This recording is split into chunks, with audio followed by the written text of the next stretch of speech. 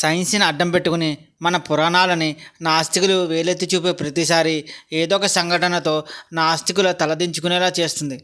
విషయం ఏంటి అంటే, పురాణాల్లో సాగరమథనానికి సహకరించిన పాము వాసుకి, అదేవిధంగా శివుని కంఠానికి ఆభరణంగా ధరించిన పాము వాసుకి అని పురాణాలు పేర్కొనగా, ఇదంతా పురాణాల్లో చెప్పిన కట్టు కదా అని, అసలు అంత పెద్ద పాము ఉండడం అసాధ్యమని ఇప్పటి వరకు వాదిస్తూ రాగా, పురాణాల్లో ఉండే పాము నిజమే అని, అది వాస్తవంగా ఉండేదని, అది కూడా మన భారతదేశంలో అంటే మీరు ఎంతవరకు నమ్ముతారు?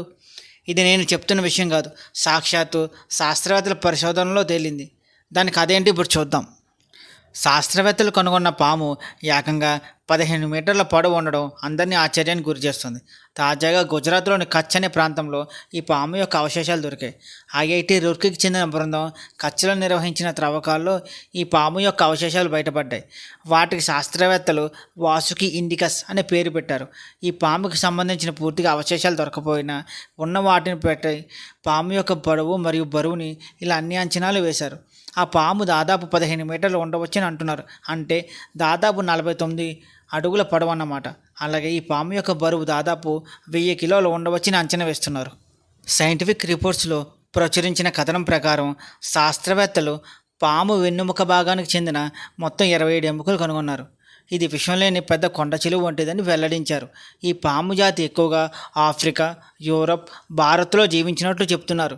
ఈ అవశేషాలు దాదాపు 47 మిలియన్ సంవత్సరాల క్రితం అయి ఉంటుందని అంచనాకు వచ్చారు. ఆ ఆకారం పెద్దదిగా ఉంటుంది కాబట్టి ఈ వాసుకి ఇండికస్ చాలా నెమ్మదిగా కదిలేదని చెప్తున్నారు. ఇక పురాణాల విషయానికి వస్తే, ఆ పాము వివరాలు తెలిసిన తర్వాత చాలామంది పురాణాల్లో చెప్పిన వాసుకి నిజమేనని భావిస్తున్నారు. పురాణాల్లో ఎక్కువగా వాసుకి ప్రస్తావన ఉంటుంది. ముఖ్యంగా మహాభారతంలో వాసుకి గురించి ప్రత్యేకంగా చెప్పారు.